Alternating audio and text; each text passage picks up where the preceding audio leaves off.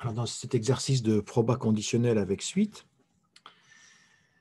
donc nous allons commencer par le corriger. Il faut montrer que P2 égale 0,62 en s'aidant d'un arbre pondéré.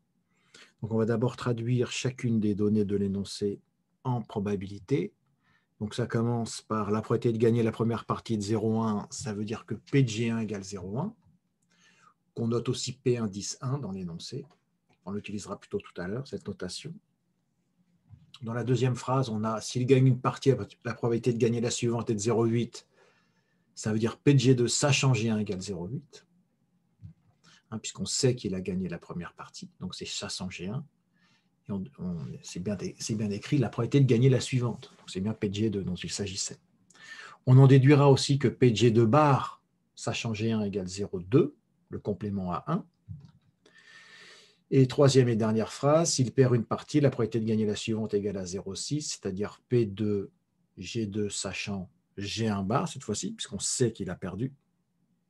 Donc égale 0,6, et on en déduira sur l'arbre que P de G2 bar sachant G1 bar égale 0,4. Donc on obtient l'arbre suivant, et on peut passer au calcul de P2, c'est-à-dire de P de G2. Donc c'est P de G1 inter G2 plus P de G1 bar inter G2, et on transforme ça en produit de probabilité grâce aux probabilités conditionnelles, et il n'y a plus qu'à remplacer. 0,1 fois 0,8 plus 0,9 fois 0,6, qui nous donne bien 0,62. Donc cette première question était assez facile. Dans cette question, on cherche la probabilité que le joueur ait perdu la première partie, donc sachant qu'il a gagné la deuxième partie. C'est-à-dire on cherche P de G1 sachant G2. Donc ça ne se lit pas dans l'arbre, puisque c'est l'arbre à l'envers en quelque sorte. Donc pour ça, on va utiliser la formule de cours, donc qui est une fraction, c'est P de G1 inter G2 sur P de G2.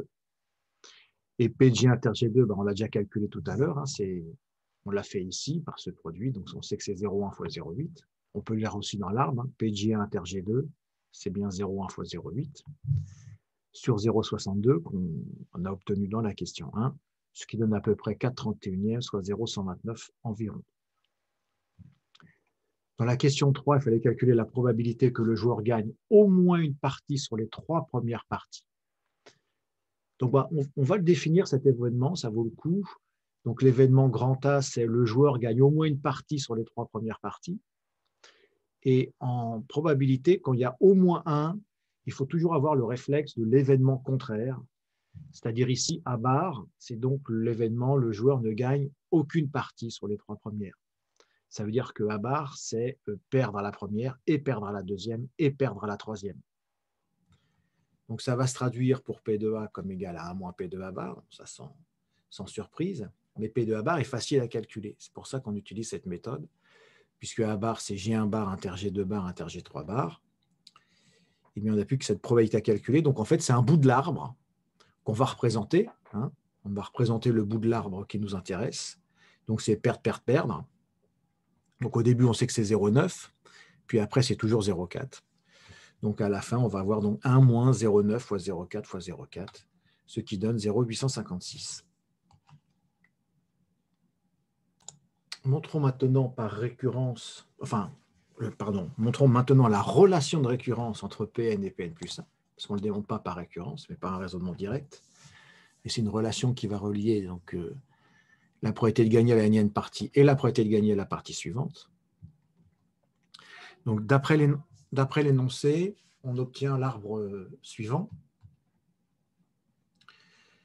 Donc on a exactement recopié le même arbre que précédemment, surtout pour ces données-là, 0,8, 0,2, 0,6, 0,4. C'est la probabilité de gagner la partie suivante, sachant qu'on a gagné la partie précédente, etc.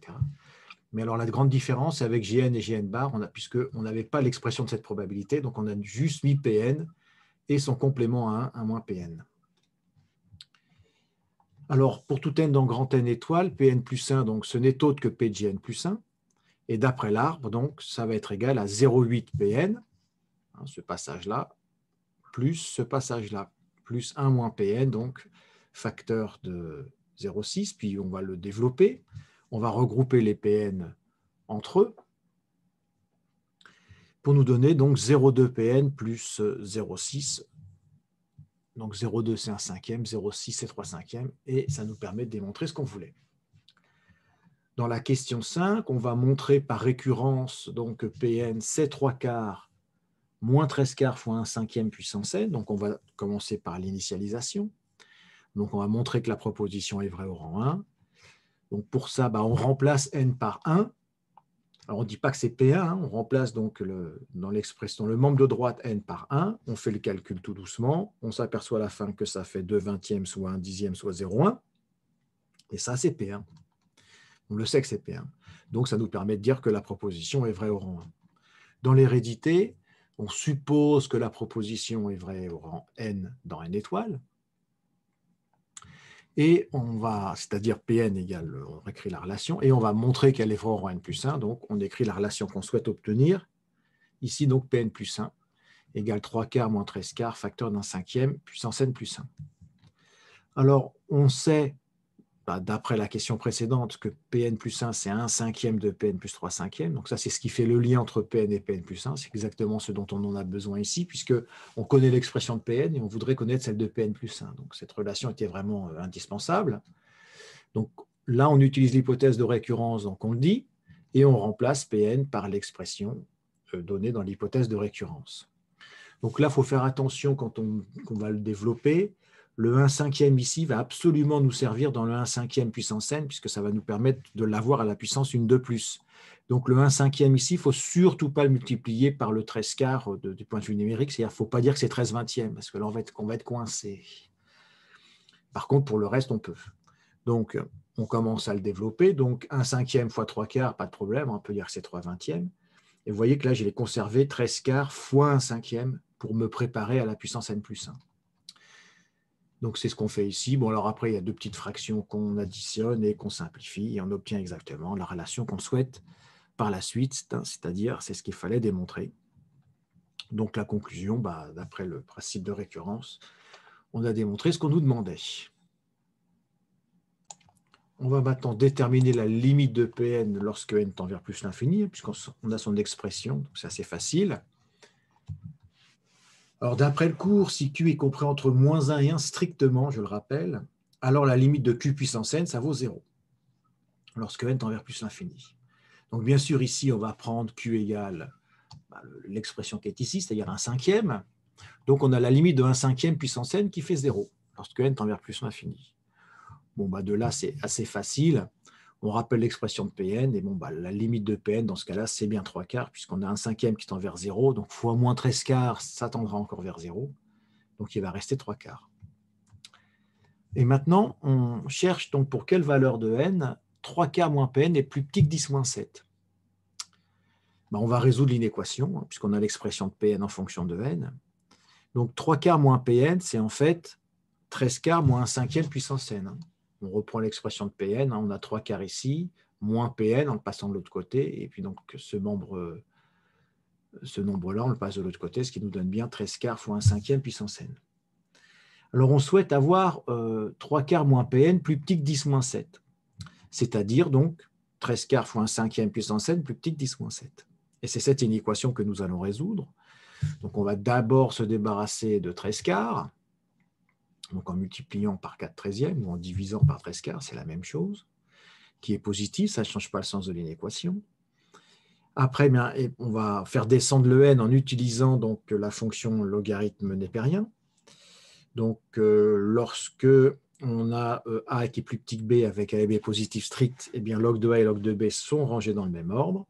Donc, on peut le rappeler en disant car la fonction ln est strictement croissante sur r plus étoile, ça fait toujours plaisir, un peu d'érudition.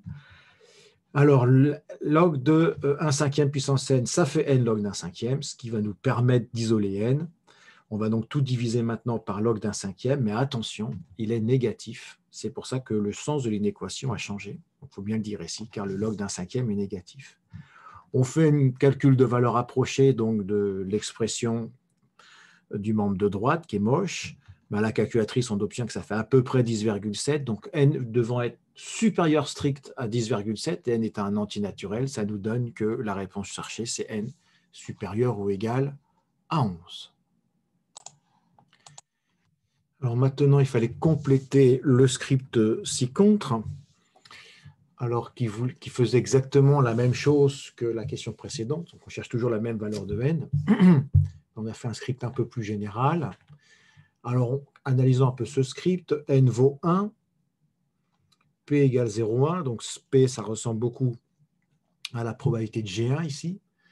Tant que 3 quarts moins P est plus grand que A, qu'est-ce qui se passe? Eh bien, N est augmenté de 1. Et P égale 1 cinquième de P plus 3 cinquièmes, c'est-à-dire que ça, c'est la relation de récurrence qu'il y avait entre Pn et Pn plus 1.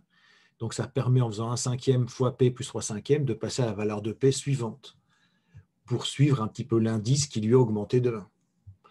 Voilà. Et donc, ça va se répéter tant que 3 quarts moins P est plus grand qu'une certaine valeur.